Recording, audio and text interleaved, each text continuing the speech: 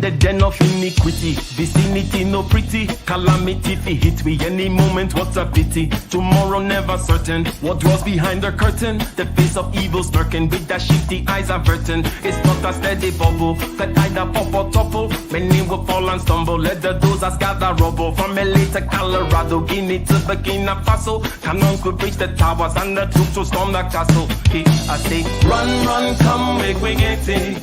Because the peace that is bestowed upon the meek is overrated. So run, run, come, make we get it. Calling all your daughters and your sons, we come get it. I say, run, run, come, make we get it. Because the peace that is bestowed upon the meek is overrated. Lord, run, run, come, make we get it. Calling all your daughters and your sons, we come get it. With the rubble steady rising, and hearts are compromising. Convictions here are stifling, making evil appetizing. The fists are steady forming, and countenance is falling. Defenses are withdrawing, possibilities are falling. In these your circumstances, evil will make advances. Pick up your sword and lances, and be sure to take your stances. Victory is never promised, the battle is upon us. Gather the brave and honest, and the righteous in your corners.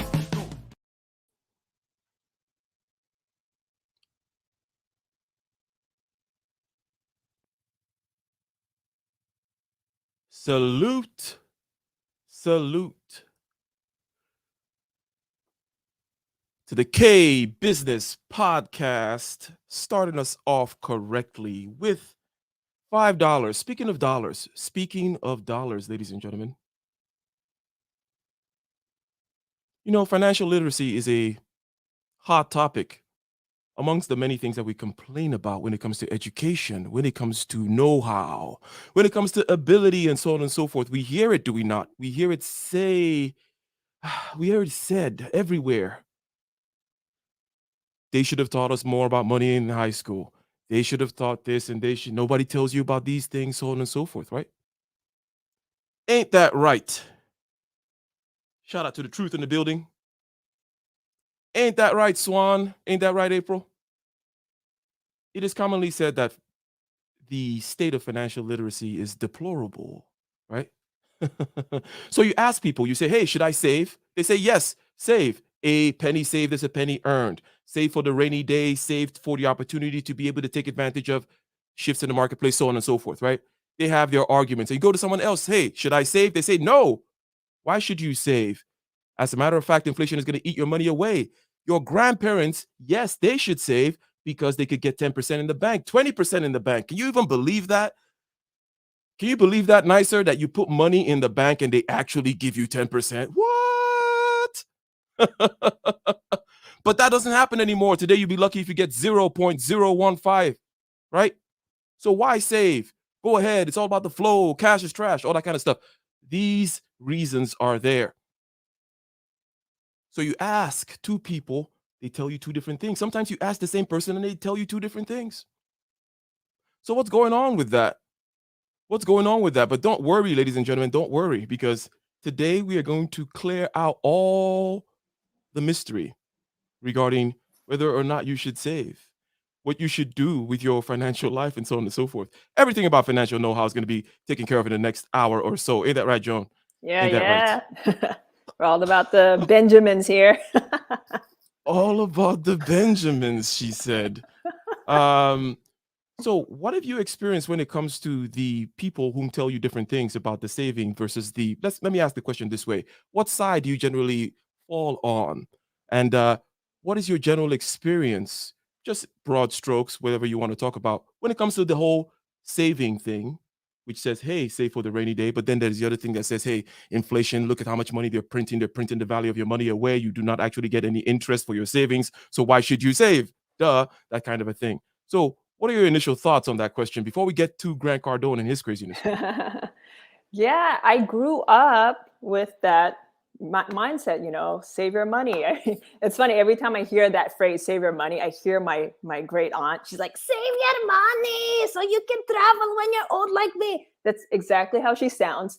That's exactly her words. And that's what I grew up with, save her money so I can travel when she's old and retired. But I'm like, now that I'm more financially educated, I'm not all there yet. I'm still learning, but having started a business and just experiencing scenarios where people, what people do with your money made me realize, okay, well, maybe saving is not really the way to go. I mean, I'm all about saving enough, like having some for a certain purpose. I believe in having intention with each type of saving. I'm all about having savings for different things, as long as Mhm. you have an intention. But at the end of the day, I don't believe in just stuffing your money somewhere and just leaving it there. You got to get your money to work for you. And we'll get into that.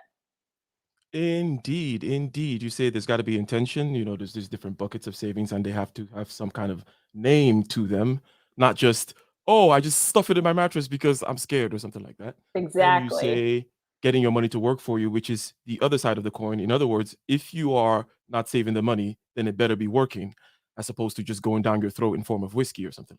Exactly. Which Yeah. which And, which no shade to the brown stuff either.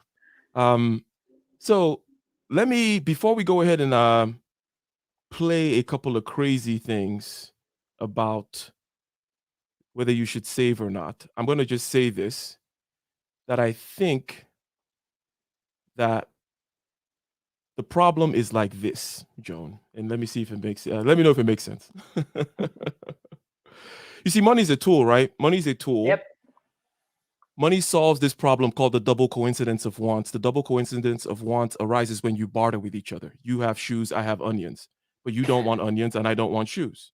So that's a problem. So we have this thing, long story short, that we just use.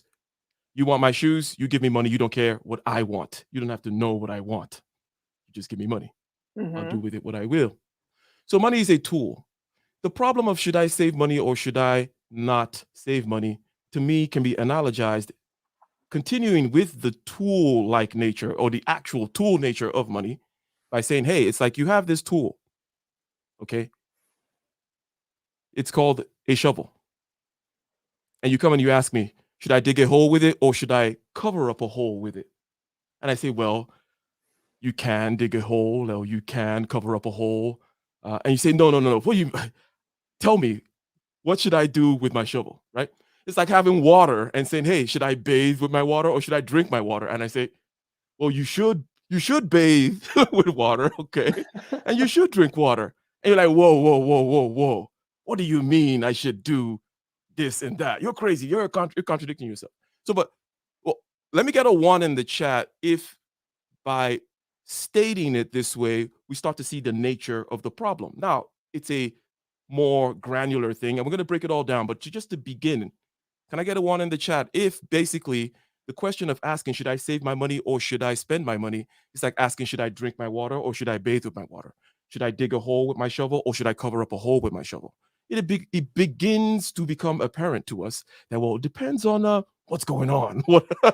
Right. What else is going on, right? You burying somebody or you planning to. Anyways, so but anyway, does that begin to, or does that make sense? I think I had asked to I'd asked you to listen, and if what I said basically kind of helps with the whole money problem in terms of what to do with it. Looking at it as a tool and then saying, hey, tools, many functions. What should I do with it? Should I stab somebody with a screwdriver or open a screw? I'm like, hey, do both. Yeah, no, that totally makes sense. I mean, it really depends on what's going on around you. Like, as we know right now with what happened last year and then going to this year, and who knows what's going to happen next few months? Who knows what's money is worth? And there's been a lot of predictions of what's going to happen to money, and it really just depends on, I mean, how well you know where the market's going, the value of the money, what do people value? I don't know enough about like stock markets and things like that. I have an idea of it, but it really depends. Yeah, money is a tool. I think money is a tool. Money, it can be a good thing, can be a bad thing. It's neutral energy, as we've discussed before. And I think as long as we all are aware of what's going on and what can happen, I think it's important that we're all prepared. So yeah, you can save money because obviously if you have an emergency, but also I think you should have money spread out in different ways. And we can talk about that more as we go along. But I just don't believe in holding on to money and keeping it in one place and that's it. Mm-hmm. Mm-hmm. Mm-hmm. So, ladies and gentlemen, we're going to be reviewing something. We're going to be reviewing a video by Grant Cardone, my man Grant Cardone. And in this video, he's going to be contradicting himself, seemingly. He's going to be telling you, hey, dig a hole. And then the next thing he's going to do is going to say, hey, cover the hole. Next thing he's going to do is he's going to say, drink water. Next thing he's going to say, bathe with water. Next thing he's going to say, swim with water. And people look at the video and they make fun of him saying, what are you talking about? You're saying all these different things to do with water. And we're going to try to make it clear, at least bring down a few categories with which we can demarcate the difference here, okay, between digging versus covering, right? Because so far we're just speaking in an analogy, okay, but we're going to get more specific. Shout out to Grant Cardone. Are you ready to see what Grant has for us, Joan? Oh, big Grant. Big Grant. Let's see. Got you right now. Okay, let me see. Let me see if I'm starting from the beginning here. My bad. Oh yeah, cool. Boom. So it says Grant Cardone is officially a fake guru. Oh, okay. Officially, it's official now, John. If it's on YouTube, Let's it's see. official. If it's on YouTube, it is official. Speaking of YouTube, JT Cole. No, JT Coin Rings, I believe. Coin rings. Oh, abundance, man. He's Do you mind symbolized reading? abundance. Do you mind? Yeah, do you mind reading and giving a shout out to the super chatter? Yeah, JT Coin Rings. Keep the awesome content coming. Celebrate. Woo. Indeed. Thank you very much. Another round of applause for JT Coin. And now we will go ahead and share something about Grant Cardone being a fake guru who contradicts himself, apparently. But we're going to make it all clear, ladies and gentlemen. Look, I'm so worried about you right now. The savings rate this month hit a low of 2.7%. This is an unbelievable and ridiculous warning sign that I told you about last week. The person that has $236. Invest it all in yourself. You're already broke. Don't hold on to $236. Our parents, they taught us to save money. Yeah, This is 100%. stupid. I want to bank cash, man. I need money. I need emergency funds. A safety net is one of the first goals any investor should establish and fund. Recommend that everyone should save regularly towards some kind of safety net. It just doesn't make any sense. Save your money. Prepare for a rainy day. It fucking don't rain here. I need to treat money like it's sacred. Woo! Gotta love Grant. The savings rate in this country was over 6.5%. All right, cool. We get the idea. Treat money like it's sacred, and then you smoke it the next day. Right there, right? Probably the same show. You gotta love a guy that can that has a 360-degree kind of relevance like that. But anyways, so what initially? Because you said when we asked the initial question in terms of your position, you say that you started out with the whole savings thing, and then you came through, you started a business, so on and so forth. So you kind of complexified the landscape a little bit, and you saw, hey, you know what? Perhaps I should have buckets and so on and so forth. Now, anything regarding what Grant Cardone has done on both sides. So what can you say vis-a-vis both ends when he's saying, hey, savings rates are, this and that, and I need money, but then it's like burn money. What do you think he's doing? What do you think he's trying to get at here? He's obviously gone through different phases in his life. I mean, he probably has more money now than he did 8 years ago. So he has a different experience with money now. He realizes the potential with his money or what you can do with money. I think he probably was in that Dave Ramsey mindset for a while, and now maybe he's more in the Kiyosaki mindset.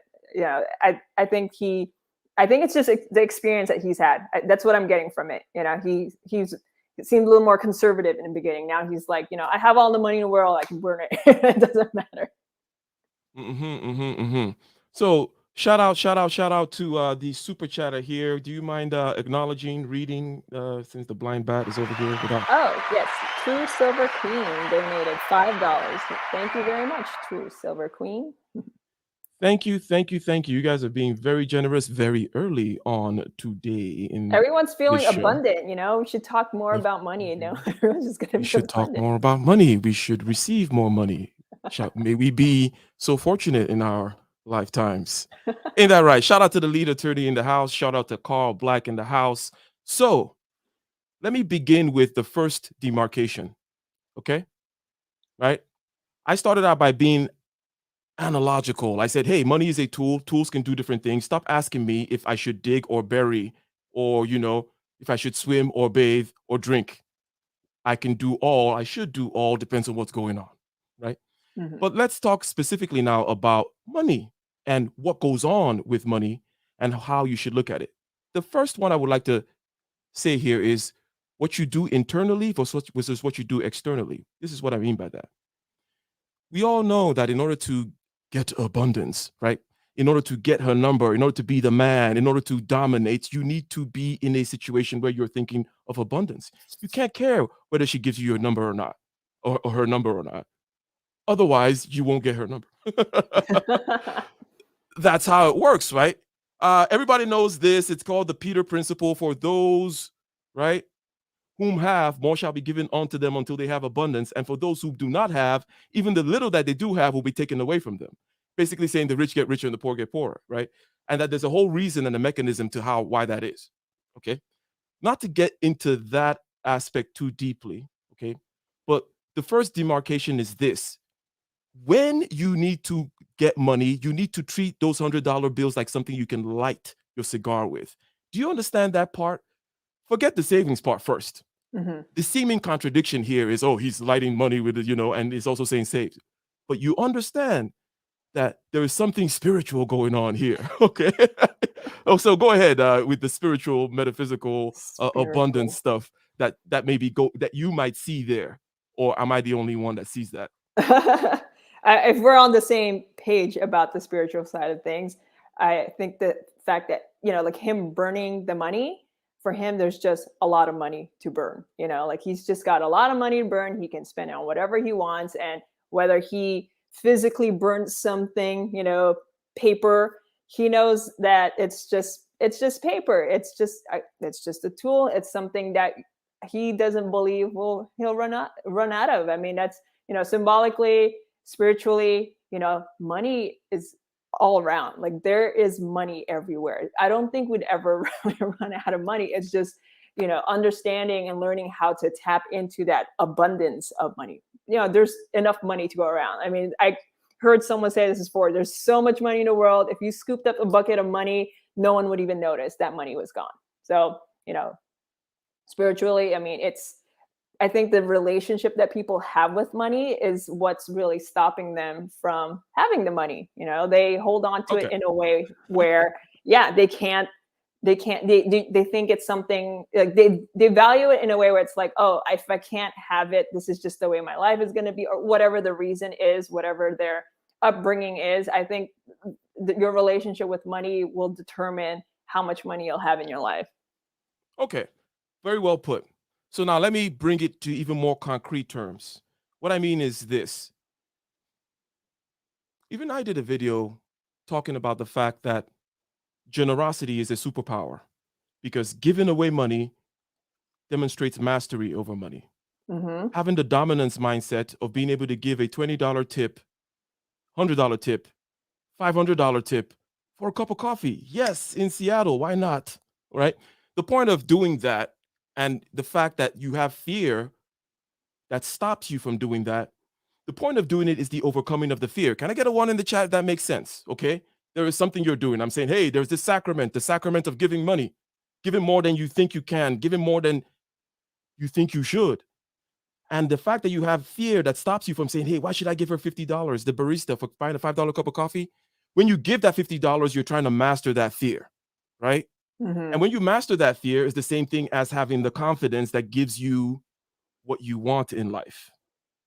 You don't get those things. You don't get the sale out of desperation. You don't get a bank loan out of desperation. You don't get her number out of desperation. You don't get money, anything out of desperation. So what I'm talking about, the first demarcation, I said there's a demarcation coming here, okay, is the internal versus the external.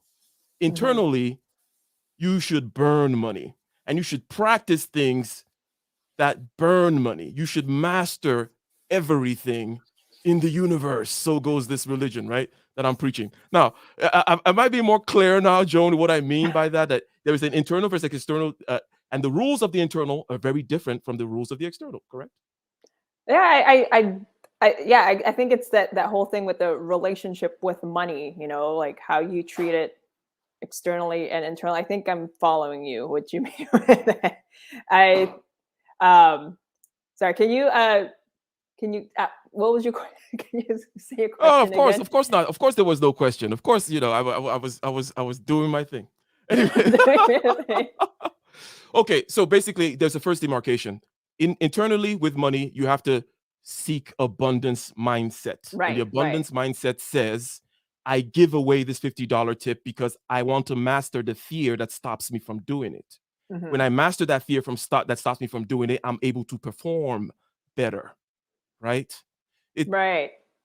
literally, whether you're performing a drum solo, you have mastered the fear because you've done it before and now you can perform better. Or whether you're selling and now you have the confidence because you're not desperate and people Right. can feel relaxed. This is nothing complicated other than the fact that when you are nervous, when you are desperate, again, go back to the whole her number stuff. I usually use that example because it needs no explanation. Everybody knows that, but we seem to lose the trail after that. We Interesting that. see, yeah, go Mhm. ahead.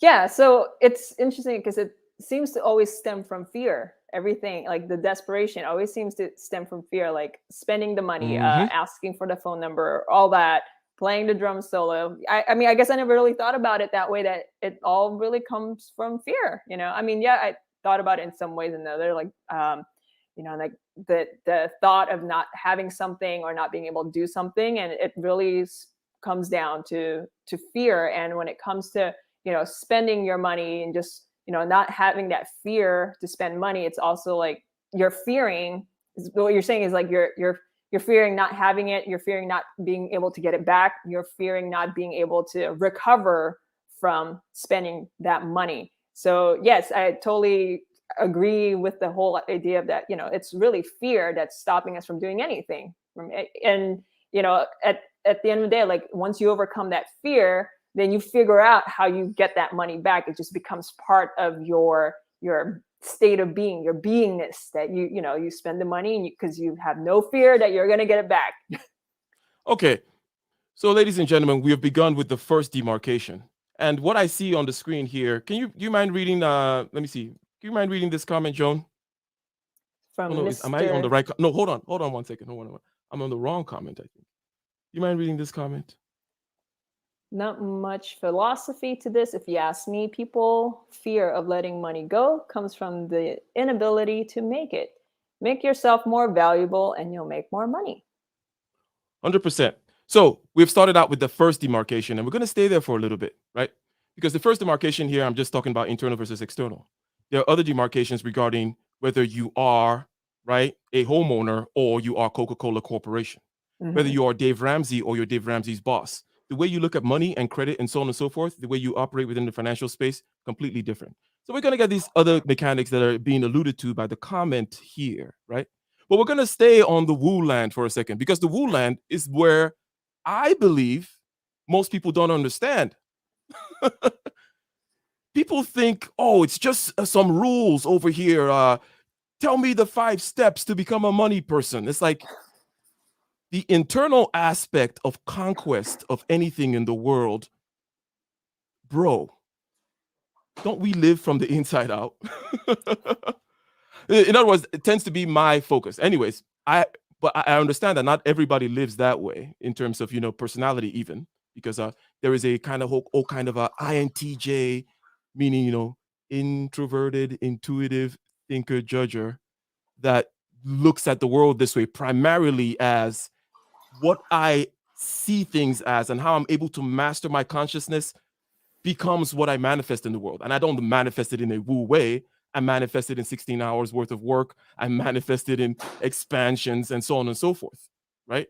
But Mhm. for me, the game is all internal. I never struggle externally. I'm only struggling internally with myself, my fear, my inability to, as you said, go ask for that number, my inability to give the money away because I feel scared about it. It's the same fear that doesn't allow me to project and demand what I want, or work for what I want, or think I deserve what I want, and actually go and get what I want. This particular internal aspect is also what's confusing to people when they see Grant Cardone burning the money and also saying save the money. This part is why I wanted to dwell on this. I mean, hopefully it's making more sense, right? But we're going to get to more demarcations. Any other last words before we continue with homeboy Grant here? Yeah, I mean, again, keep going back to the whole relationship with money is like how you feel inside about anything that you do in life. If you're internally insecure and scared or angry, or like you have resentment, all of that, if it's inside, eventually it's going to reflect on the outside. Everything that happens in your head, I mean, on a spiritual manifestation woo sense, whatever you think in your head, your brain can't really tell what the difference between what's in your head and what's really happening on the outside. So the more you fear and keep yourself in like a broke, poor mindset, your actions on the external plane will just reflect whatever's going on in your head. Yeah, if you did not again practice the drum solo, or if you did not know, if you're not confident about, because the key word here is confidence. Mm-hmm. If you're not confident about that argument, that position, that sale, your stake in the world, if you're not confident about it, it's not some kind of woo thing that is going to manifest itself. What's going to manifest itself is a shaky voice, an unsure demeanor.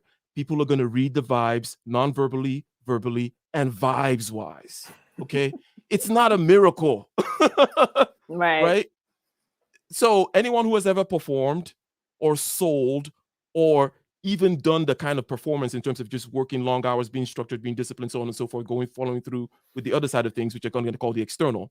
In the external world, yes, accounting needs to be done. In the external world, yes, you better not fucking give away all your money. Sorry for cussing, but yes, you see, now I switched over. I'm like, no. When you're giving away that big tip, you're doing it as a ritual, right? You're doing it as a way of this fear, I need to master it. It's called exposure therapy, right? It's basically simple. If you're afraid of spiders, first you start looking at pictures of spiders, and then maybe you go to a place where there's spiders in cages. And in other words, slowly but surely you acclimate your senses, your being, if you will, to the whole thing that you're afraid of, and you overcome that fear. And once you overcome that fear, it's like removing the handbrake from your car. You can now, that's one less thing you have to deal with. And again, that internal part of success or getting things done or mastery in the world is one that I just see completely ignored. Like, like, oh, that's bullshit or something like that. But for me, it's like 99% of it. The rest is obvious, right? Right. Buy low, sell high, make yourself valuable, get in the marketplace. All that shit is obvious.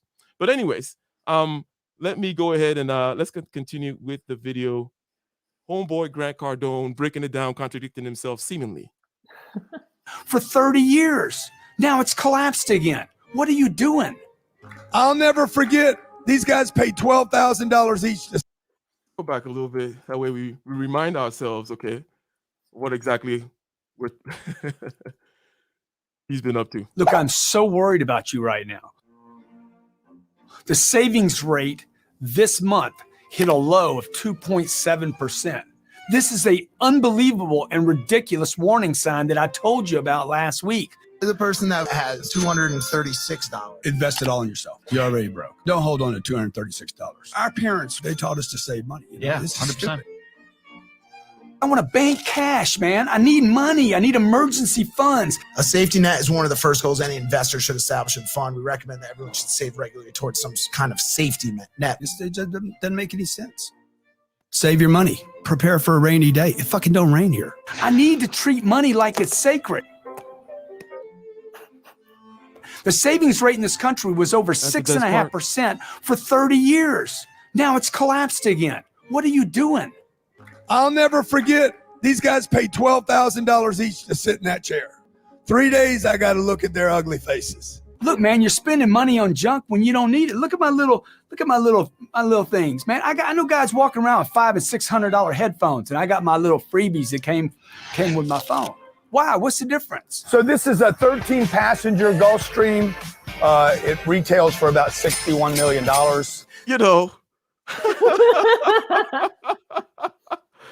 Oh, I love him. I love Grant Cardone, man. It's excellent. So, what are any thoughts? Pick on any particulars, if you will. Yeah, I mean, he's definitely, from the 8 years ago to now, I think he has a very different relationship with money now. As in a spiritual sense, he's definitely, you know, seeing it like, oh, there's enough money to go around, and I'm, the world's my playground, and I just play with all the money, do whatever I want with it, and it doesn't matter because it'll just keep coming. Like for him, it's, he has no fear that he'll keep getting the money. I know Okay. from Okay. Go ahead. what I understand from him lately, from some of like the videos I watch of him and like the people that have been mentored by him, he has that mindset where, yeah, like what he said, like that guy with the $246, and you're already broke, invest in yourself. But there was one guy that I was taking his course, and he also studied with Grant Cardone, and he told him like, hey, how much money you have? $400. Go buy yourself a shirt with $400. And the guy was like, oh my God, I'm having a hard time doing that. But he did it. And then showed up to Grant's office, like, okay, I bought my $400 shirt. Now what? It's like, well, now you're going to figure out how you're going to make $400 back. So he has that mindset where it's like, spend money because like you have no fear that you're going to make that money back. So yeah, it's the whole thing with the ability, right? You're confident in yourself in making more money. You're not fearing that money will run out. And I think a lot of people have that fear that they will run out of money, and they just don't have that confidence in making more money. Demarcation number 2. Ding, ding, ding, ding, ding. You brought it out. The demarcation number 2 is this: time, where you're at in the game. Okay. Mm-hmm. All that spiritual stuff we're talking about, that's master level stuff. Okay. Now, I may be sounding arrogant, but also I'm now sounding more empathetic and compassionate. Before I said, hey, that all I can focus on is the internal blah, blah, blah. Well, that's because I already know how to walk and chew gum, right? So shout out to, right? Shout out to the person, to the comment on the screen, right? That talks about the skills and make yourself valuable. Mm-hmm. Okay. This is the other demarcation, where you are in the game, right? It doesn't mean that this is not always important, right? This part that I'm saying, always being able to overcome the fear of certain levels of things. If you're scared of giving, if you're scared at $5, then $5 is your level of the fear that you need to overcome and break.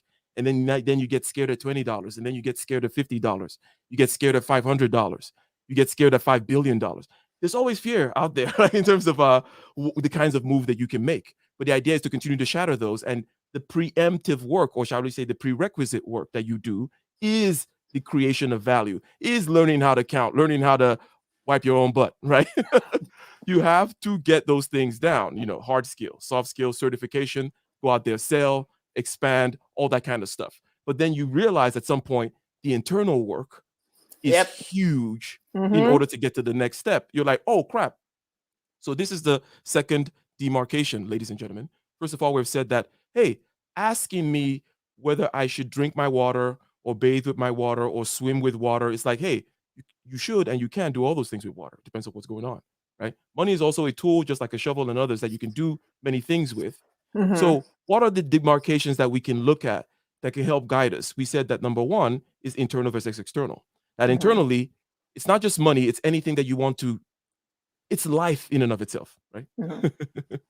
You have to look at life. If you want to look at it from a, shall we say, a particular kind of religious perspective, that's the religions that tend to exalt kind of being and such, and so on and so forth. Glory to the highest, and so on and so forth. That whole thing is about looking at life in a grandiose way, abundant way, Anyways, that part, the rules of the internal are different from the rules of the external. Internally, you need to burn money, right? And burn your fear of money. Externally, though, you better have your S together, and better, and all those different buckets of money that you mentioned earlier, and the intentions going with them also need to be there. Now, secondly, we're going to the other demarcation, which is about the stage that you are in the game. You said that Grant Cardone was in a particular stage before, and then now he's in another stage. One thing that changes in the chronological sense is that you actually get the confidence, right? When you've done it before, and over and over and over again, because anybody, entrepreneurial especially, has failed many times. And by that, I mean, even year over year, you never quite know what's going on internally in someone's business, right? It's like you've gone through many, many things of that nature, and you know that you can get up and do it again. That confidence is then what gives you be like, why am I doing all this kind of, anyways. So I think that this demarcation between where you're at in the game is 100% key. Initially, okay, when you only have $200, it doesn't matter. Don't save it. You need to invest it in yourself. So if I follow, I'm going to state like a model that kind of says, okay, don't invest and then invest and then you switch again. Basically, if you're just starting out, everything should be going back to yourself. You're getting a skill, right? Because you need a skill in the world. It's not just going to sit there and manifest money, right? You need a skill. You could be a white collar skill or a blue collar skill, whatever it may be. Get that and then get the certifications that you need in order to set up your own shingle. In other words, I don't mean just you get a job, obviously. You get a job, and then you also get the ability to start your own business because it's necessary because of multiple streams of income, because that's the economy that we live in these days.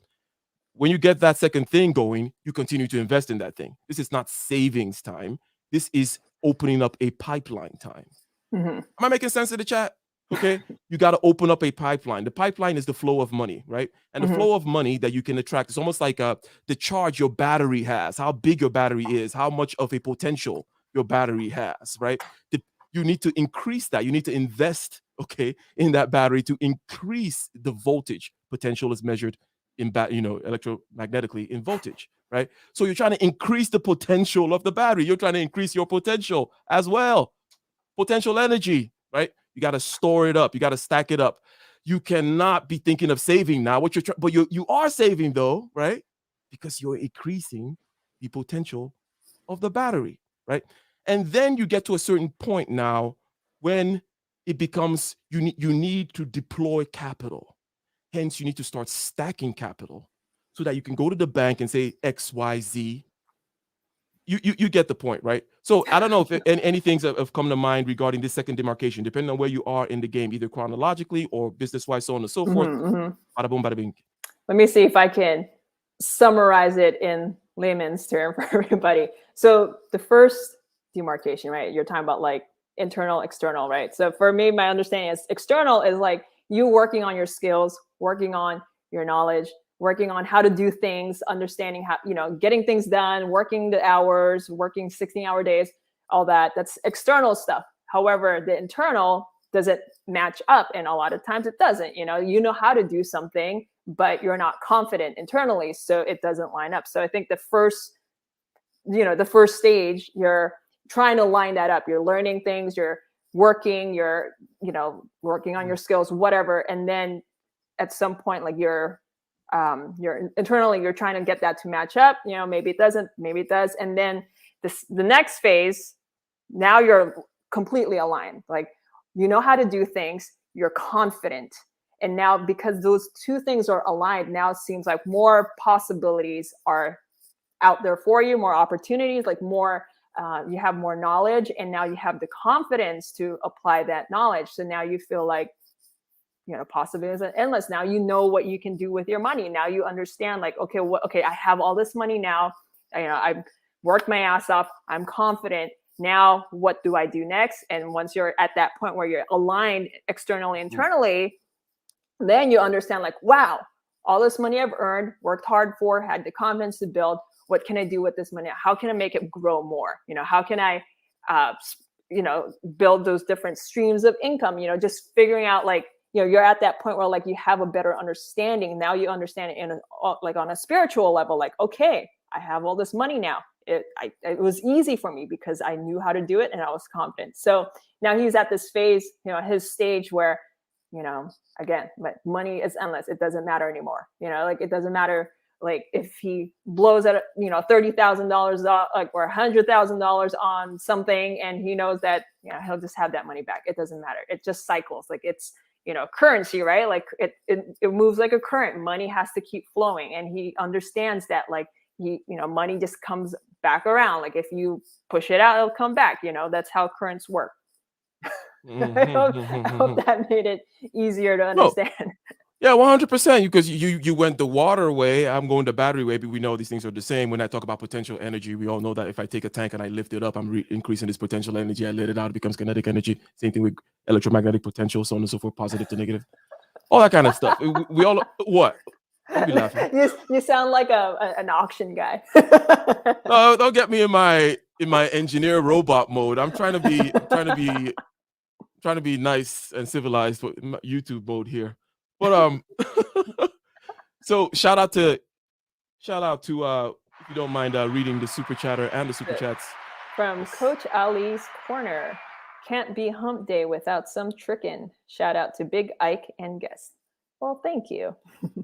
Thank you very much. Very, very generous. Definitely twice a sponsor. $20 makes you a sponsor of the show. Yes, $20 makes you a sponsor of the show. So definitely go out and check his channel. He's doing a lot of interesting things. Coaches female football. Oh. American football. I was gonna call it gridiron because I was gonna also go to call it soccer, and I was confused. And I was like, it's American football. American football. Okay. So let me give some more analogies with regards to this beginner versus more advanced, right? So basically, you got to learn to play before you start doing a lot of improvising, right? Mm-hmm. You gotta color within the lines before you get creative and start doing some other stuff. Okay, and I'm gonna take a step back before we go further. Watch the videos, so on and so forth. I'm gonna take a step back into the first demarcation we made, which was the internal versus the external. And I'm going to say that faith is an important part here. Mm-hmm. The leap of faith, okay, is all internal. Mm-hmm. And the leap of faith is 100% necessary Mm-hmm. if you're going to get any major ish done in this world, right? Mm-hmm. And that is why it is so key. But first, you got to learn the basics, right? Mm-hmm. And then you got to learn the exponential. First, you got to learn the linear incremental stuff. This skill one day after the next, this skill after the next. And then at some other point, you got to start throwing things out there. And you're not 100% sure that it'll work because you know 100% it doesn't work. You already know that. But you know you just got to keep on throwing it out there. Some comes back. Sometimes it's more, so on and so forth. You get in a flow. Anyways, let's go back to homeboy Grant Cardone. Let me check and see, however, that I am not missing any other super chats. Yes, indeed, ladies and gentlemen, when it comes to this whole thing of literacy, we are quite concerned, financial literacy, that is, and we talk about how it is not taught.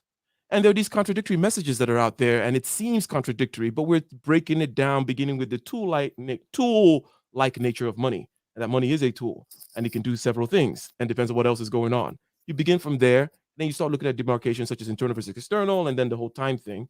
But let's see what else is going on with Grant Cardone and his fake guru-ness. And then we're going to see what new strides Joan is making financially and with her business.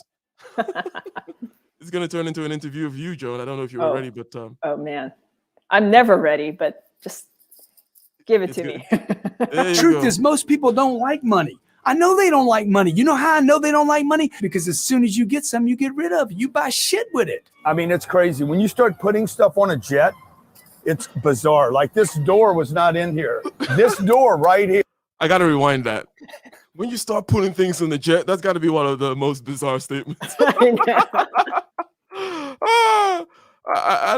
No shade, though. I guess I don't know what it's like to put things in the jet. I know, right? Not yet. Oh, I'm aiming for that. That's my life goal. That I can. There you go. I want to know what it's like to put things in a jet. Jeez. I'll let you know. I'll let you ride. Okay, let's do it.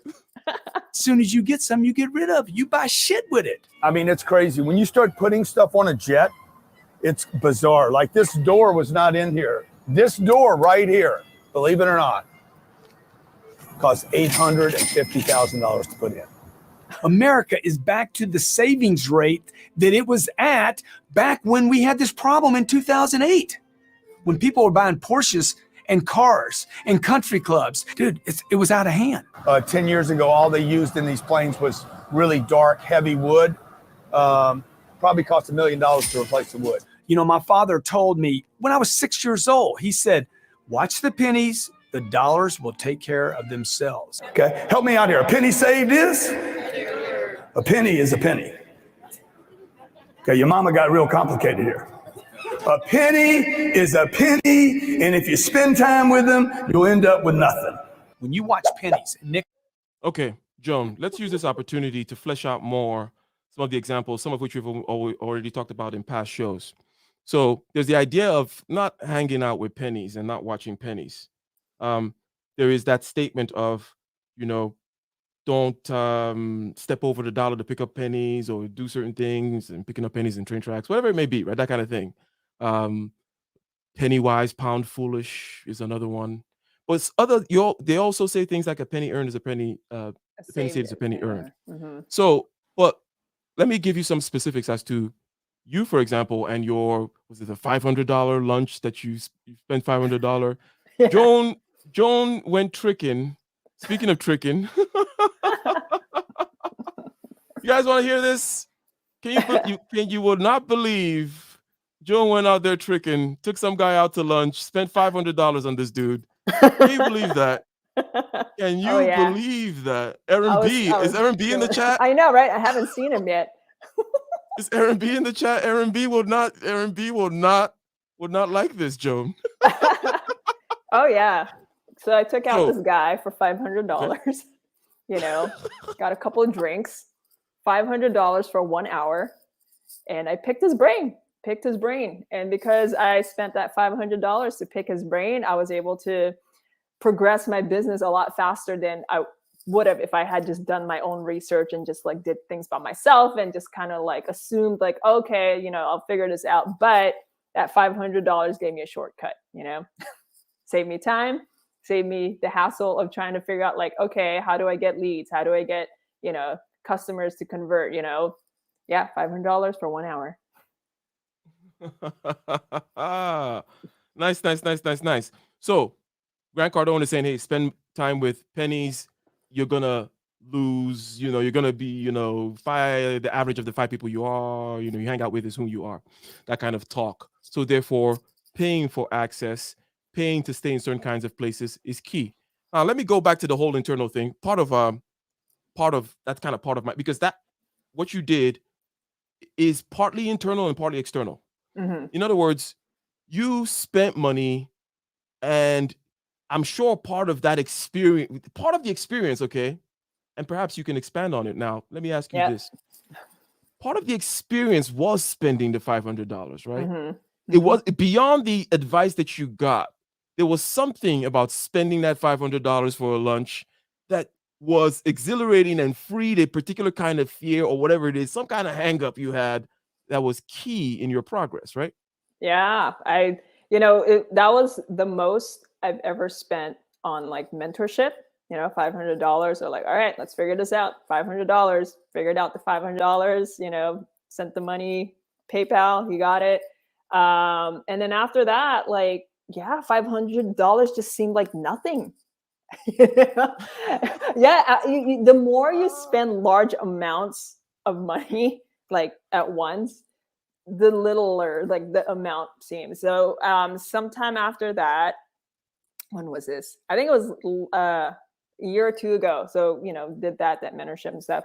Well, the guy also had a course and it was $1,000. And we're like, all right, let's figure out how to get $1,000, pay for this course. So that way we can accelerate, the second business that we're working on. So yeah, I mean, after a while, like $1,000 just seems like nothing, but the more you expose yourself to that type of action, right? Like being in a place where, we were at a fancy hotel, like on the beach and having nice cocktails and just being with somebody like, just having mentorship with someone who makes, millions of dollars every month with his business, you start to feel like, or you start to see that it's possible for you when you spend time with that. So we've talked about this before with like exposure, like just exposing yourself to the things that you're not used to and being open to it. But yeah, so, $500 after a while just seemed like nothing. And then the next thing spending $1,000 on a course, and that seemed like nothing. And who knows what we're going to do next just to keep the business building. But at the end of the day, that money, we made it back pretty quickly. Once the business was set up, we kind of had it was like a shortcut to get the business started. The website was set up the way, we were hoping it would. And we made that $500 like quick, You know, we probably booked our first couple of gigs and it was just like, yeah, it was so easy. Like now that $500 was like not even a loss. So, you know, the more you, yeah, exactly. Okay, so regarding level, we've talked about one aspect of levels. Okay, and by the way, I've been using a lot of shall I say, physics analogies, which is you know, but I might as well be true to myself, so I'm going to use more of them. Yeah, I mean, I'm not gonna lie. Sometimes I have a hard time following. That's why, like that first time, I was just like, wait, what was the question again? It wasn't a question. It was like, he throws the big words. You know, he has too many big words that I can't really comprehend. Not gonna lie. Oh well, let's see if this So basically, let's say you had a plane, a smooth surface, right? Just mirror, Mm-hmm. no friction, a mirror with olive oil on it. And then you have this mass on top of it, and you're moving it in one direction, back and forth, easily, right? And you move it to the left and right. So those are two dimensions of motion so far on this plane. Are we on the same page? Would we agree? Have I used any concepts that are too grandiose so far? Yeah, I get it. No? So far. Okay. So basically, you are in three-dimensional space. The rules by which you move in two of these dimensions, governed by the glass and the oil. Well, okay, I get it. I push this much, the thing goes this far. I'm able to exert this amount of energy on it by measuring the distance and how much I push and so on and so forth. I can make all kinds of graphs and about how I can move. But what happens when I try to move up? You see, gravity all of a sudden says, hey, there is a different rule about going up. Mm-hmm. Okay? All within the same three-dimensional space. Now, the reason why I put it this way is this. That's how most of the universe is, in the sense that depending on the domain you're in, there tend to be different rules, different forces that govern. Even within scale, for example, we all know that the bigger you get, then relativity starts to govern. The speed of light and the big galaxies and so get light bending around. You don't have to worry about light bending around mass while you're just living your regular life in your, in your regular here. But if you're a galaxy and you're traveling through near light speed and so on and so forth, so it matters. So basically, one rule governs on the big scale, and then you have the quantum mechanics that governs on the small scale. Okay, and then in between we have Newtonian mechanics. In other words, I don't have to worry about quantum mechanics when I'm building the bridge, right? So even within the way the universe operates, the stage, the scale, what you're looking at, 100% matters. Even the direction, as we mentioned with the thing. So it makes sense that there's one rule that applies when it comes to money internally, and then another rule applies externally, because there's one rule that applies when you're moving that object on that glass into two dimensions, but all of a sudden you try to go to third dimension, and now gravity has to exert itself and says, hey, I govern the third dimension. I pull you downwards for my reasons, right? So let me say something else about there's an internal aspect of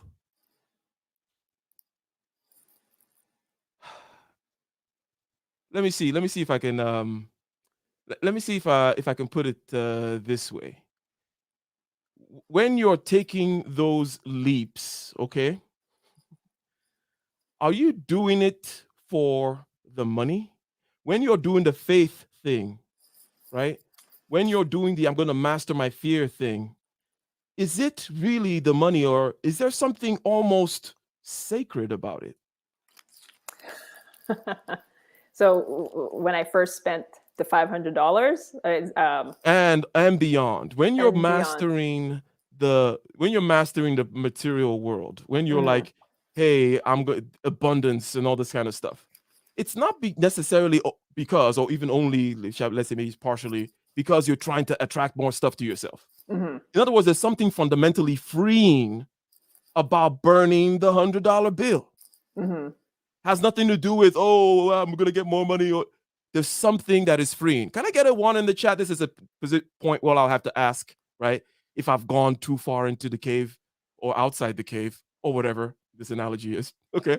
But the point is, there is something fundamentally freeing about overcoming these kinds of fears that have nothing to do with the material ends that come along with it.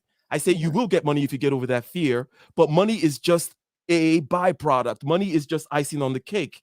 the thing that you get is freedom fundamentally, Right. right? Right. That is kind of what I'm saying. It's almost like a spiritual pursuit. That's why I said it earlier and it sounded woo. But now that we've put more into it and I said some physics, now people are coming along. Well, anything to say about that, about the fact that doing this mastery of your internals in order to get stuff, it's not just about the stuff, right?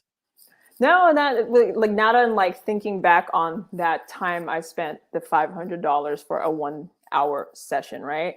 At first it was that, the fear of losing that money, or the fear of like spending that money, not knowing if I would make that money back. Like it was definitely more to that. Like, okay, so if I do this, what happens after, right? Like it's like unknown. But once I did it, there was this part of me just like, wow, like I can spend money just like that and it's all good. I didn't die. I didn't like, suddenly go broke or whatever. Like it was just something about knowing that I was able to come up with this money. I was able to use it for my own good, investing in my mind and my, whatever my future may hold. But when I really think about it, it was more than it was more than just about the money or getting the money back. Obviously, yes, the byproduct, I did earn that money back, like how many times fold, but took some months. However, it was just the act of doing it. There was something that made me feel like, wow, like I'm not being held back by money. I'm not being held back by this tool. It's really just a tool. It's not stopping me from moving forward in my life. I could still, move on with or without the $500. I was able to figure things out like once I let that $500 go. And in a way, it encouraged me to work harder and, invest in my mind more. And, since then I've bought so many books. Since then I've just been so, like thirsty for knowledge ever since I knew that, like, wow, like if I just, not really throw, it wasn't even, I didn't even feel like I threw money away. I just felt like, hey, exchange this for your time. But I don't know if that's lining up with what you're trying to say, because I still have a hard time with your physics talk. I think somebody said I think somebody said they went like something about their eyes. Cross-eyed. Cross-eyed. But it's all gymnastics, and it has to do and what this person said about on the screen. If you don't mind reading what's on the screen. I don't view it as sacred, although it certainly could be appreciated that way. I viewed it a fundamental life skill. I need a tool I need to master to thrive. Okay, excellent. So yes, my flowery language about sacredness is a way of appreciating things. It goes along with wearing bow ties and stuff like that, right? So the kinds of people that wear bow ties always also say things like stuff is sacred. This wine is sacred. But it's all aesthetic, in other words, right? Oh yeah, totally. Ritualistic, putting on the bow tie. I like ritual. In a certain sense. That's when I only interact with others in ritual, and then I go back in my cave. Isn't that right, John? Yeah. Ike's in a cult. That's why he's all about the rituals. Hey, you know what? I mean, there's a long waiting list, right? A long waiting list. But we're still taking applications, okay? You can join my cult. It's called Master Your. By the way, everybody, I'm still waiting. Even Joan is not in yet. I've known her for 10 years. I've known her for 10 years. We do live streams every week. Still not, still waiting for my application to process. I haven't even had my first interview. Apparently there's like 3. Hey, it is what it is. People want to master their subjective consciousness. MISC, Master Your Subjective Consciousness, MYSC. That is the name of the cult. But anyways, later on. So I like several things that you said. You talked about this money, it's this tool, so on and so forth. Okay. And I say, hey, we have to overcome the money hang up, right? Because it frees us. Okay. Now, money is a strong thing that holds us. It's not the only thing. Okay. But the reason why people kill for money and the divorce rates are because of money, and right? The reason why is because it's a big thing in terms of how we take care of our lower in needs: security, clean water, warmth, food, clothing, shelter, all that kind of stuff, right? This is fundamental, right? That kind of stuff. Plus, then also becomes the avarice and greed stuff. But basically, money is something that infects our ego. Money is one of those things that we can become attached to. You could be money, it could be sex, it could be drugs, it could be whatever, it could be video games. You could become addicted to any of these things. But money is a particularly strong drug out there, right? That is why, okay, regardless of what we're saying, in other words, in the freeing of oneself, because I said, hey, isn't there something freeing about burning that $100 bill? It's sacred and so on and so forth. What I'm saying is this: you need to free yourself of all crap, but money is a big one, right? Yeah. Yeah. Yeah. I mean, I still go through that too. You know, like, so I have my moments where I feel like my relationship with money is good, and there are some times where I'm just like, you know, it's great. Like, money just keeps coming, and it's weird because you don't realize that your mindset or your relationship with money, like, we're not aware that it changes. And I've been through phases where I was super, you know, like abundant mindset and all of that, and just like money was just coming out of nowhere. And then I've had phases in my life where I was like, man, like, I like barely getting by. But I don't realize that my mindset or my relationship with money has changed. And that's the thing that most people don't realize, is that they hold money to such a, I don't know if it's like to such a high degree or whatever. You know, I think a lot of people just, I don't know if that's the right way to say it, but they overvalue it in a way. Like, I don't know if that's the right way to say it. Like, they you know, they treat it like it's a person almost, you know, or like they treat, look, whenever something is difficult and consequential, right, affects you almost like you deify it. It's almost like people make the sun the god, or the weather the god, right? And we also personify them, as you said, right? Give them a face and a nose and a mouth and all that kind of stuff. Exactly. Yeah, I think that's the word. It seems like it has its own agency. The money's gonna come get you, or the lack of money, or the spirits of the whatever, it's gonna come get you. It's because you don't understand it. You don't understand how it works, right? And it's bigger than you, and it seems to have the own fate thing and so on and so forth. And it's quite complex. In other words, that's why there is lack of understanding, which then leads to the fear. So, but anyways, let's continue with Grant Cardone because I think we're approaching definitely the hour mark, if I'm not. We're past yes, it. yes. We're past the hour mark. We usually try to keep it within an hour and a half. Ladies and gentlemen, today we are answering the question once and for all: should you save? Should you spend? How should you look at money? And we're saying, hey, it's like asking me, what should I do with my shovel? You can do all kinds of things, and you should do all kinds of things with your shovel. Depends on what's going on. Depends on whether you're looking at it internally, okay, trying to expand your horizons and your potential and free yourself from certain fears. Then money is trash. Then you need to master money. You need to burn that dollar bill. But externally, you better watch out. You better have buckets of money with intentions, like Joan told us in the beginning, right? And those buckets of money is where you put it away. Oh, this is for X. This is for retirement. This is to buy cryptocurrency the next time it goes down. This is for X, Y, Z, so on and so forth. I always have these buckets of money, right? Basic, simple stuff. There's these basic drawers of money. One is the money that I never see. In other words, it just disappears from my, and I dollar cost average into several things with that money, right? And I just never, it's not part of my income, right? The way I look at it, I just never see it. It automatically leaves my paycheck. It automatically leaves this bank account. It just goes away and it does a particular thing, okay? And then there is below that is the big one that you need, let's say for the rainy day fund. Let's say a year worth of expense, something like that. Just try to stash up $250,000 or some shit like that, right? And that can come in very handy. Oh, but that's a different bucket and it grows at a different rate, right? And then you have certain other buckets, and then you have the credit bucket about expanding your business and so on and so forth, blah, blah, blah. And then you have the pipeline, which is something we were creating earlier when we were getting our certifications and opening our businesses and getting more customers so that we get more flow. Because over here in the business side, it's about flow. I may get the money, okay, and then from the client, that is, right?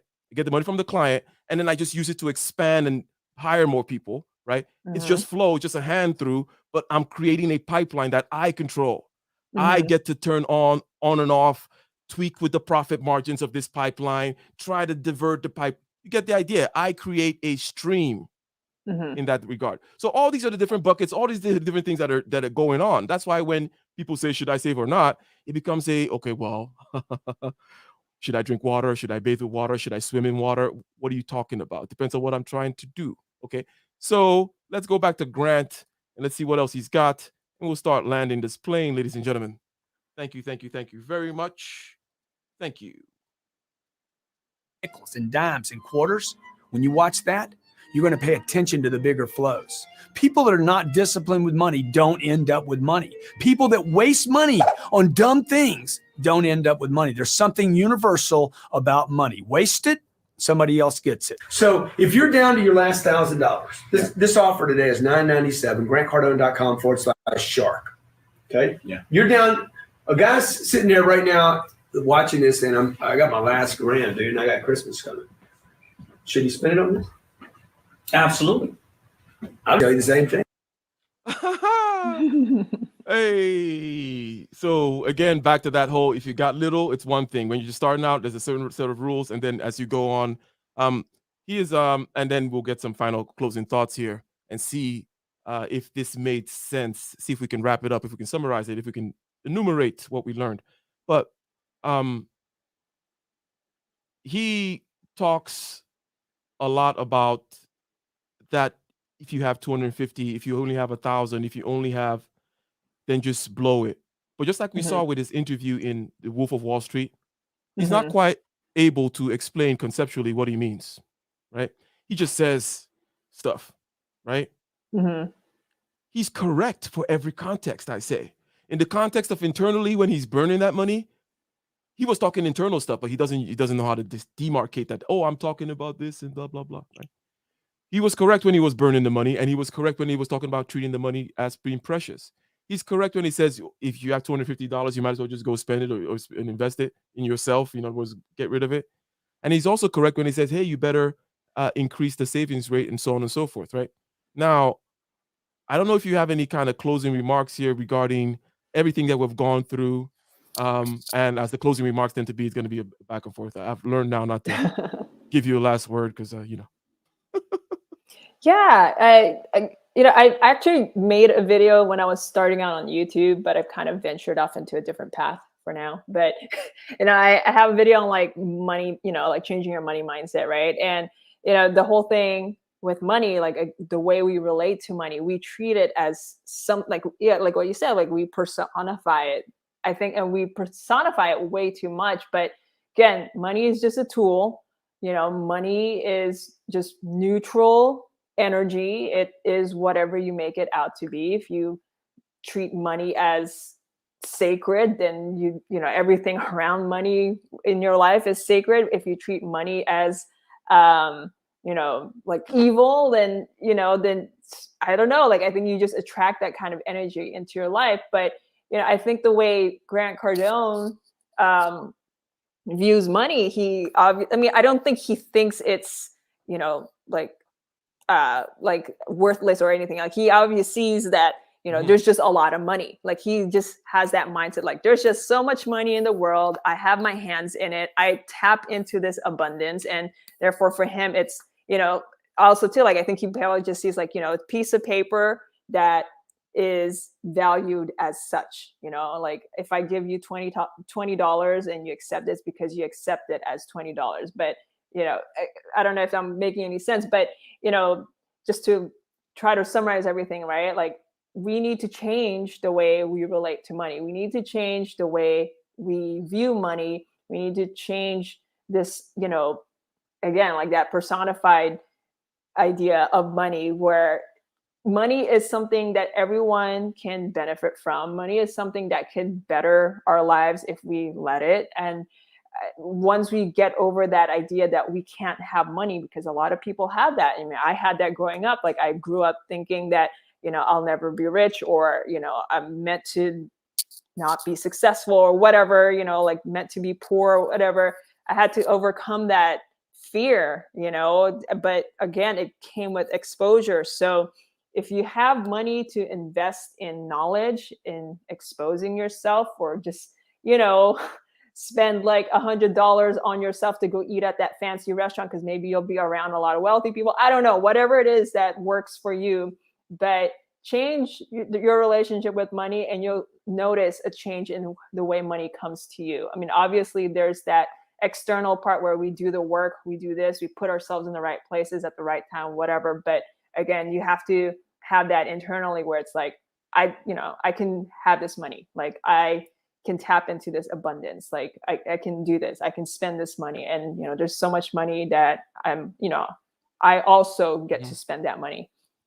Mm-hmm. Yeah. So I mentioned your story about what you did. I also did something one particular weekend, and it was at the Win. Right? Okay. So the Win has this particular suite. Like, it's not a secret. Like, you can go look at the suite I'm talking about. Like, Okay. if you try to find the suite, right? Like, I want the suite, the biggest, the whatever, the grandest suite, right? Mhm. So I went there and I stayed there for four nights, right? Mhm. It's stupidly opulent and also stupidly expensive, right? But now I did it for these particular reasons, right? Because I practice this religion, right? So it definitely, and I'm not gonna go into it in terms, but it was ridiculous in terms of the price. Number one, Mhm. ridiculous is different for different people. That's why I don't want to necessarily say what it is, but you can go look it up. Go look at the suite at the Wynn Hotel in Vegas, right? And Mhm. see if it's ridiculous, So after that, okay, I almost, it's almost like there is no, I know what I'm about to say is a very trivial thing. It's very low level. It's very obvious. But as an adult, you would not think you would have these kinds of experiences anymore. But after I did it, it's almost like I got over something, right? It's Mhm. almost like I don't have some kind of itch or urge or something over there, right? It's like, oh, that life. In other words, that's sweet. It was ridiculous. It's ridiculous, man. But anyways, now there's something else that also happens in the sense that I talk about being the most comfortable person in the room as one of my best tips for performance, right? In other words, you go into a room and you acclimate yourself to the room before gigs, right? Before a show, I go, or before even a meeting, a sales meeting, right? I Mhm. walk into the room, I look at the different corners of the room, I listen to the room, I hear the vents, I look at the carpet, I look at the colors, I walk around, I smell the room, I become acclimated to the room, and I become the most comfortable person in the room.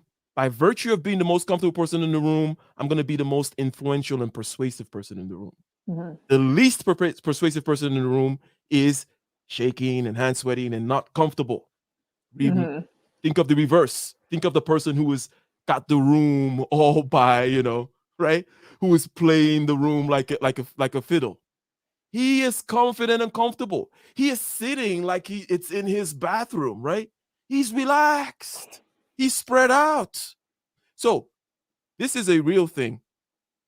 When I had to go make myself comfortable with ridiculous suite type living. Mhm. And when you now step into the office of the CEO of Behringer and Ingram, you're not thinking about the room you're comfortable in the room. Can I get a one in the chat? This is the last one I'm asking for you guys. I know I asked for a lot of ones. Can I get a one in the chat if this makes sense? This room now becomes like your backyard. And in your backyard, you're the king. And when you walk into a room and you're the king, you're going to close the deal. When you walk into a room and you're the king and you're the most comfortable, simply by being acclimated, your senses. This is not magic. It's never magic. Anyone knows that my woo is very practical, right? You're simply seeing, smelling, tasting, feeling the room, right?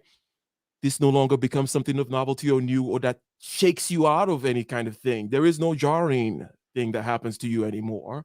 Hence, you are comfortable and hence you can perform. Hence, you can be persuasive. Hence, you can hypnotize people. Okay. That's how it works. You can breathe, right? and Yeah. you can play them like an instrument. So that was also necessary. So at some point you want to, if it's now time to walk into the Oval Office or the offices of Vladimir Putin, there's certain things you need to start getting used to, so that it does not be the thing that throws you off in that meeting. You don't want to not be used to fine marble or heated marble floors, for example, and gold trim on a table. You're like, oh, gold trim and heated marble floors. That's not what's going to be. You're going to be in, you want to be in your element. Anyways, so simple stuff. As we've said, more super chats have come in as, if you don't mind, Joan. Oh yeah. Jerry kind of reminded me. One more thing I'll bring up, but let me read the super chats first. Okay, Mr. Nix, he gave you a $1 and $10. Thank you very much. Thank you very much. And we have another generous super chatter on the. Oh, we got some abundant people. Oh, what is that? You're amazing. $50 from Dele Oshikoya. Very good pronunciation there. Very good pronunciation. Oh, that was right. Yeah, it's more or less spot on. So ladies and gentlemen, we have broke it down. Remember, we promised, Joan, we promised them that we're going to go ahead and elucidate this whole landscape of finance, internally and externally, depending on where you are, and also depending on this, shall we say, the game that you're playing, to keep it simply. And we gave examples of the different kinds of games that one plays with money. If you are Dave Ramsey, perhaps, maybe you don't take credit. But if you're the person that pays Dave Ramsey's salary, right? If you are CBS or Fox News, then you're billions of dollars in debt, because you can leverage money in a different way. You can literally, for example, if you are Apple still takes loans even if they have billions of dollars of cash, because taking loans can be leveraged in the tax system as well. When you take out a loan, you can write it off as a tax as opposed to the bada boom, pop, pop, pop, pop. In other words, there's so many different games that get played, and you can't be acting as though it's like looking at a deck of cards and asking, well, what game is that? Right? It's a deck of cards. It's an infinite number of games, bro. Right? So you need to start learning the different games is the idea here, not questions such as should I save or should I not? That's entry-level stuff. But even that entry-level stuff could be broken down too. Well, it depends on if you're talking about internally versus externally, depending on where you are in the game from experience standpoint and so on and so forth, and blah, blah, blah. But anyways, thank you very much, ladies and gentlemen. We will be back next time. Shout out to Joan. Do you have anything on your channel you would like to promote? I think you had a video recently. Check out Joan's channel, by the way. You're out there decluttering lately. Oh, yeah. Yeah, I mean, I know some of the people in the chat probably follow me, but my YouTube started out as like, finance and self-development stuff. Then it ventured off into this minimalistic thing, but it's all very spiritual still. Everything I talk about is still like spiritual in a sense. And it's interesting. What's the name of your channel, they ask? Oh, it's just my name. Just look me up, Joan Quinto. Joan, JOANQUINTO. And you can just say something like, say hi in the chat, therefore then they see your name and your avatar, and then they can, there you go. Let me just put I think my full name is in there. Hello, everyone. So there you go. So just go ahead and search that. Support Joan. She holds it down. And I would like to add one more note for people that are, because they just kind of remind me of your win story. But sometimes when you're in that more like broke poor mindset or whatever, sometimes you just have to find a way to step out of that reality just for a moment, right? Just for a moment, get out of that reality in order for you to see what else is possible out there for you. Because I think a lot of people hold on to where they are at their moment, like they're stuck, they feel stuck, but then they keep themselves stuck. So step out of your normal reality, whether it's just treating yourself to like a fancy dinner at this restaurant you thought you would never eat at, or like spending one night at a hotel or a few nights at a suite like I did. You'd be surprised at how that changes your overall reality. I mean, like a story, like real quick for me, was that I my husband and I, we used to live in this like old house in LA. We lived with roommates, and it was like the perfect starving musician house, right? But at some point we had to change. We had to move for other reasons. However, we were like, okay, well, let's change our reality. Let's see what we can do. And we ended up at a luxury apartment complex. And, I've never experienced this before where, we have access to a gym, pool, spa, and like if something breaks down, I don't have to hound my landlord to fix our plumbing. They're here the same day. I didn't have to pay, obviously I pay to live here, but just changing your reality in that way, all of a sudden, everything that you do internally and externally, it changes as well. So if you have an opportunity to just change your reality just for a moment, to just feel what that abundance mindset is, like do it. It like it'll blow your mind what it does for you. And, do it as often as you can. I mean, obviously you got to do what makes sense, but do what you can. Good. So I think we made good on our promise. And I'll answer the question real quick when, why my channel. Same reason I opened my other channel to Prometheus University. Check it out, Prometheus Engineering. I'll start putting more content there that's more than just engineering. But just put it in one word and not to be pretentious. I'm like your teacher type. Let's just say it that way, okay? This is what I do. Like I put things out there, right? That's what I do.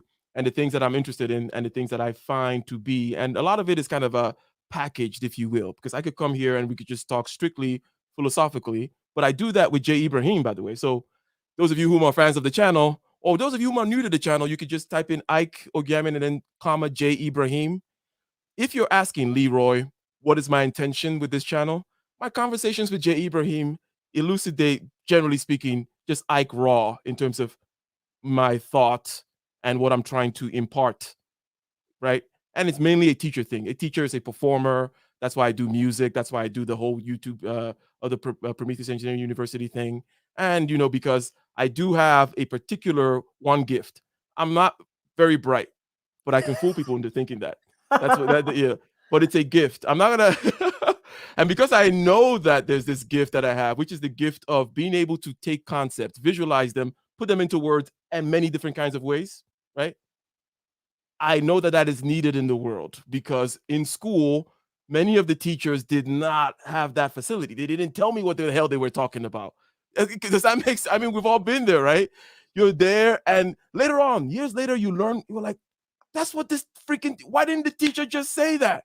Like, I've been suffering for years, and they were telling me about all these. Anyways, so that's kind of what my deal is. That's why so I have a disability, but it's an advantage. Not so bright, but I can fool people into thinking I'm bright, and that's what I'm doing here, fooling people into thinking. Ladies and gentlemen, we are out. Until next time, peace.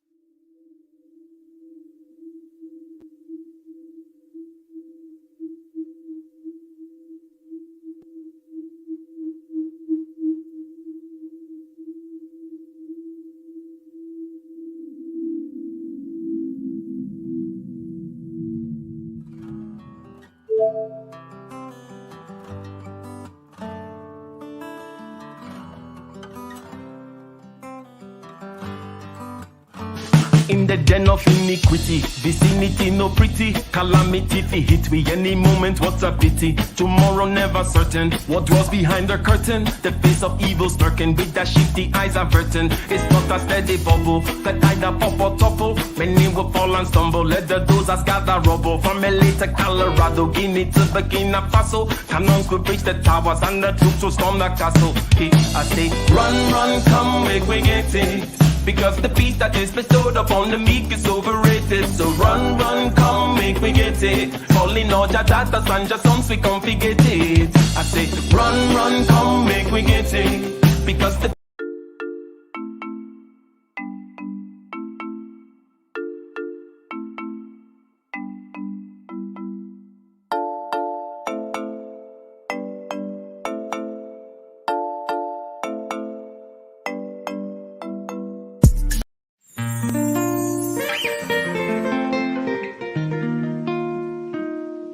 I travel by night and I travel by day. I feel the breeze, I feel the call, and I see the gravel and the grass by the way.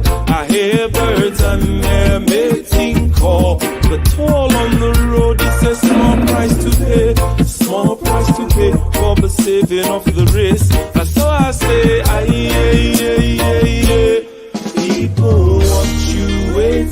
for. Take one and leave one and take it to go. Make a decision and get on the road. Open your vision for the sun to shine on. Bamboo and acorn and a letter I wrote. Big ones and small ones and a pipe for a toe. The rhythms of time is the horse I ride on.